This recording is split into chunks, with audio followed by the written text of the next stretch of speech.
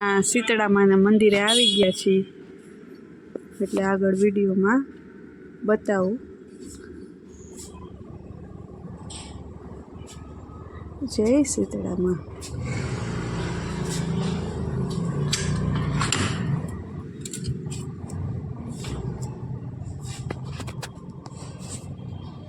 દર્શન કરી લેજો બધાય.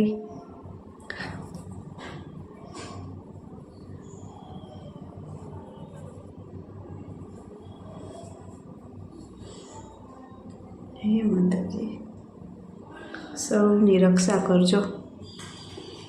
જય શીતળા માં. હનુમાનજી મહારાજ. જો નગારું, મિની નગારું.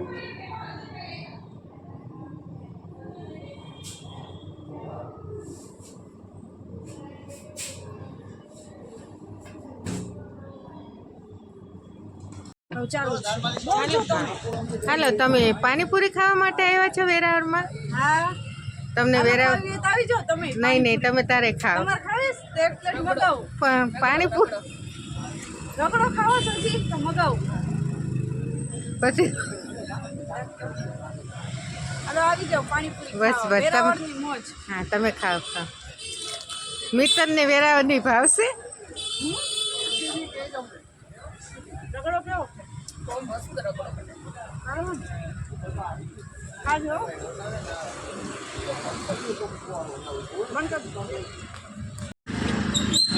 હાલો, સોડાની મોજ. સોડા પીવા. પાણીપુરી ખાઈ લીધી, હવે જો સોડા પીવા આવ્યા છે. મારી સાસુમાં છે, આ મારી જેઠાણી છે, આ મારી જેઠાણી છે, આ મારી દેરાણી છે, આ મારી બેન છે. કેમ છો? મજામાં? મોટા વહુ છે, આ નાના વહુ છે. જય સોમનાથ. આ ત્રીજાનો બનાવો ચાલો છે. બધા માંડવી ખાવા. મારી અમે માંડવી દાદા ફોલીએ પાંચ છીએ. વહુ છે. બોલો બોલો. અમે માંડવી ફોલીએ છીએ. માંડવી ફોલાઈ જાય પછી એની સિંગ બનાવશું. સિંગ બનાવશું ને માંડવી પાક બનાવશું. જે કોઈને ખાવાની ઈચ્છા હોય આવી જાજો. અને ચાલો બધા ચેનલ ને સબસ્ક્રાઇબ કરજો, લાઈક કરજો અને શેર કરજો. સીતારામ, હર હર મહાદેવ. મિત્રો, તો જો થોડી વાર પહેલા આપણે લોકો મળ્યા ત્યારે બધા શેરીના ભેગા મળીને આપણે માંડવી ફોલતા હતા. એ તમને વિડીયોમાં બતાવ્યું. તો હવે પાછો સાંજનો સમય આપણો થઈ ગયો છે, એટલે પાછા રસોડામાં આવી ગયા છે આપણે. તો હવે બનાવીએ છીએ આપણે જો આ તુવેર દાળની ખીચડી. અને દ્વારકાનું જે ફેમસ છે તે ઓસામણ અને તુવેર દાળની ખીચડી. તો એ બનાવું છું, તો એના માટે વિડીયોમાં આગળ બન્યા રહેજો. તો જો તુવેર દાળની ખીચડી અને ઓસામણ આપણે છાશનું બનાવવાનું છે. તો તેના માટે સૌ પ્રથમ આપણે તુવેર દાળની ખીચડી વઘારી છીએ. તો રાઈ એડ કરી દીધી છે. પછી આપણે બધા ખડા મસાલા છે તે એડ કરી દઉં. તજનો ટુકડો છે, બાદિયા, મરી આખા અને આખું મરચું એ બધું એડ કરી દીધું છે.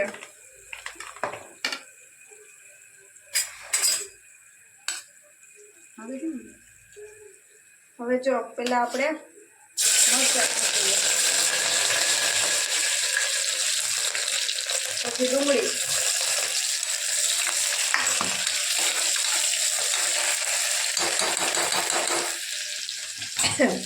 હવે બધા મસાલા કરી નાખીએ એમાં. એટલે સૌ પ્રથમ સ્વાદ અનુસાર મીઠું નાખી દેવાનું. પછી હળદર,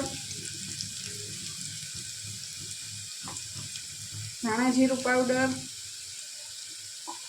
અને કાશ્મીરી લાલ મરચું.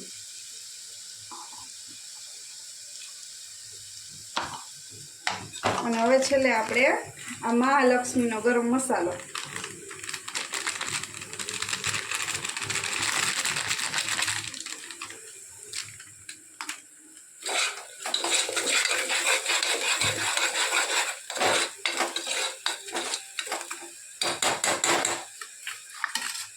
પછી થોડાક હવે ટમેટા એડ કરી દઈએ.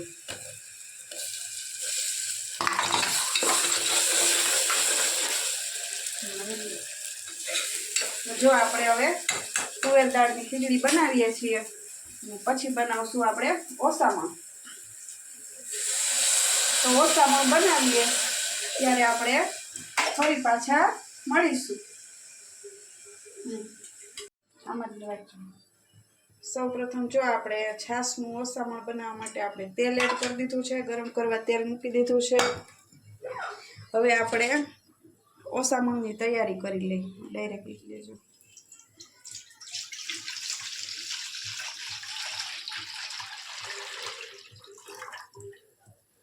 તો એમાં આપણે પહેલાં તો બધા મસાલા કરી નાખીએ. સ્વાદ અનુસાર મીઠું,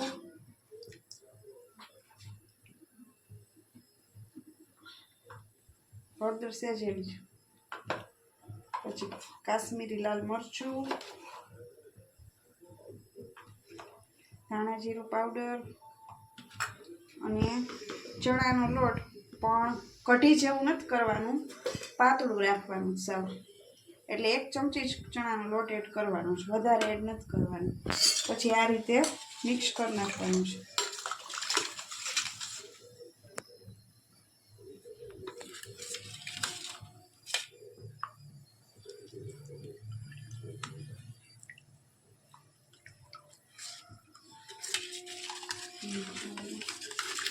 તો આ રીતનું બનાવી નાખવાનું છે.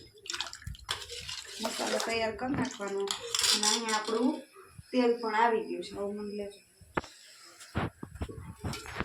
એટલે ઓસામણ બનાવવા માટે આપણે તેલ ગરમ કરવા મૂકી દીધું છે. એમાં આપણે સૌપ્રથમ રાઈ એડ કરી દેવાની છે.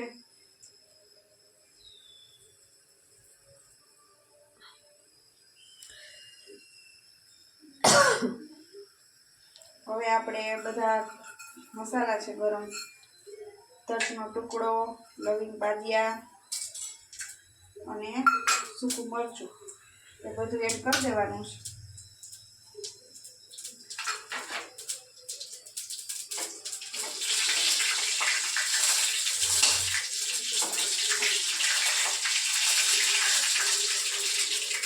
પહેલાં ડુંગળી એડ કરી દેવાની એમાં.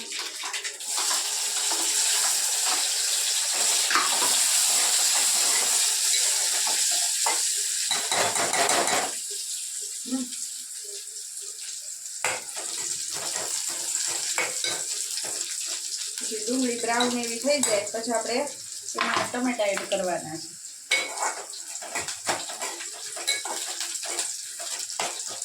તો બ્રાઉન રંગ ખાવા માંડ્યો છે.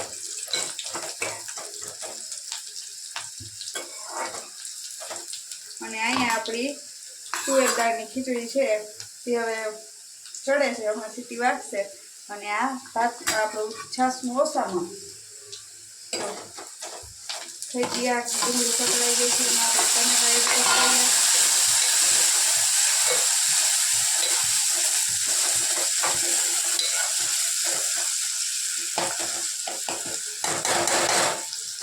પછી થોડોક આપણે ગરમ મસાલો,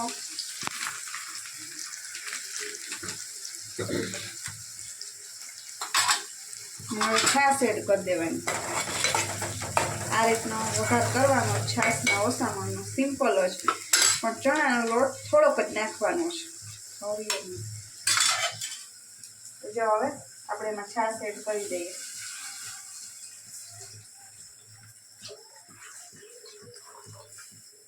હમણાં જો ઉકળીને રેડી થઈ જશે. આ રીતનું પાતળું રાખવાનું હોય છે છાશને. ચણાનો લોટ ઓછો નાખવાનો એટલે ઓસામણ ટાઈપ બને. અને આ આપણું તુવેર દાળની ખીચડી અને છાશનું ઓસામણ છે.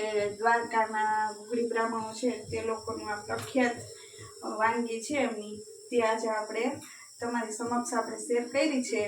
તો મારો વિડીયો ગમ્યો હોય તો વિડીયોને લાઈક કરી દો, શેર કરી દો એન્ડ સબસ્ક્રાઈબ કરવાનું ભૂલતા નહીં મિત્રો. તો આવતીકાલે ફરી મળીશું. ત્યાં સુધી આજના વિડીયોને એન્જોય કરો. સીતારામ, હર હર મહાદેવ.